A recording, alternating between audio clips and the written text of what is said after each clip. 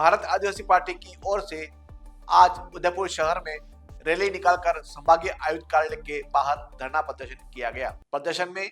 बांसवाड़ा डूंगरपुर लोकसभा क्षेत्र के सांसद राजकुमार रोत सहित पार्टी के विधायक और कार्यकर्ता मौजूद रहे। सांसद राजकुमार रोत ने कहा कि गत वर्ष जनजातीय क्षेत्र के विकास के लिए जारी 1500 करोड़ रुपए का बजट अभी तक उपयोग नहीं किया गया है, जबकि जनजातीय क्षेत्र में शिक्षा से लेकर चिकित्सा की सुविधा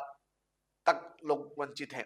इस क्षेत्र में कोई सुविधा नहीं दी जा रही है। उन्होंने सवाल उठाया कि क्या यह बजट भ्रष्टाचार की भेंट चढ़ गया।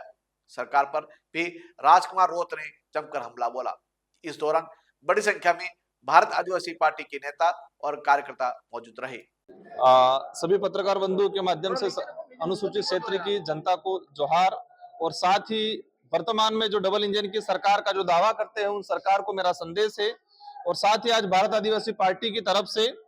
उदयपुर हमारे जनजाति आयुक्त साहब के यहाँ पर ज्ञापन कार्यक्रम रहा हमारा। ये एक गंभीर विषय है कि अनुसूचित जनजाति के उद्धार के लिए, इस क्षेत्र के विकास के लिए, भौतिक सुविधाओं को सुधारने के लिए पिछले बजट में 1500 करोड़ का जो बजट घोषणा हुई थी और ये पूरा साल बीतने आ गया। इसी 19 तारीख को नया बजट आ रहा है, लेकिन दुर्भाग्य की बात यह है टीएडी मंत्री जी का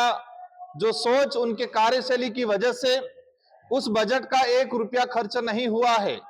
शायद अब तक के इतिहास में पहली बार ऐसा हुआ होगा, पहले भी हुआ है, लेकिन 1 रुपया खर्च नहीं होना, 1500 करोड़ ऐसे एज इट इज हो सकता है वो भ्रष्टाचार के भेंट चढ़ाने के है दिमाग में, या फिर ट्राइबलों के इस क्षेत्र के विकास के लेकर उनकी क्या सोच है वो तो वही जाने। लेकिन बड़े दुर्भाग्य के साथ कहना पड़ रहा है कि 1500 करोड़ रुपया का 1 रुपया आज तक खर्च नहीं हुआ। हम आदिवासी बाहुल्य क्षेत्र के अंदर देखा जाए, स्वच्छ परियोजना के तहत माँ बढ़िया चल रही है और माँ बाड़ियों में जो शिक्षक लगा है वो उसका पेमेंट नहीं मिल रहा है। जो बच्चे पढ़ रहे हैं पूरे अनुसूचित क्षेत्र के अंदर 90,000 के आसपास माँ बाड़ियों के अंदर बच्चे पढ़ रहे हैं। छात्रावासों के अंदर 40-45 हजार, मतलब 1.5 लाख बच्चे आदिवासियों के, और इस सरकार में उनको भौतिक सुविधा नहीं मिल रही है, ना खाने की सुविधा मिल रही है, ना रहने की सुविधा मिल रही है, और उसमें काम करने वाले जो कार्मिक है, जो शिक्षा कर्मी है, उनको भुगतान नहीं हो रहा है। ये वर्तमान डबल इंजन की सरकार में पता नहीं दोनों इंजन दोनों तरफ खींच रहे हैं, उस वजह से इस आदिवासी बाहुल्य क्षेत्र को 25 साल पीछे ले जाने का काम किया है इस 1 साल के अंदर। तो हमारी सरकार से मांग है कि इतनी जो आपकी डबल इंजन की सरकार विकास की बात करते हो, अमृत काल की मोदी जी बात करते हैं, तो उनकी सरकार, उनके ही भजनलाल जी और हमारे बाबूलाल जी दोनों ने मिलके इस क्षेत्र का ही नहीं पूरे राजस्थान का बंडा डाल कर दिया है। और जो 1500 करोड़ अगर ये 4-5 दिन में रिलीज नहीं करते हैं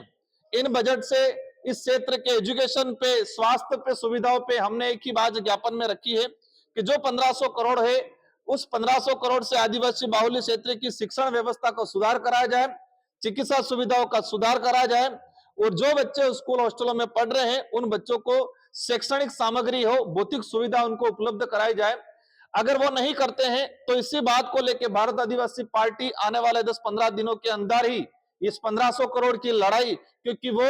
राइट से संविधान के अंदर अनुच्छेद 275 के तहत केंद्रीय सहायता मद और जनजाति, और हमें खुशी उस बात की है कि जब मैं पिछली बार विधायक था और हमारे साथी विधायक राम प्रसाद जी, हम सब ने मिलकर महाराष्ट्र पैटर्न की तर्ज पे राजस्थान के अंदर ट्राइबल का अलग बजट एलोकेशन के लिए हम लोगों ने डिमांड की थी, और हमने दबाव बना के गहलोत जी पे दबाव बनाया था, और गहलोत जी ने इस योजना को शुरू किया था। जन सहभागिता योजना के तहत पूरे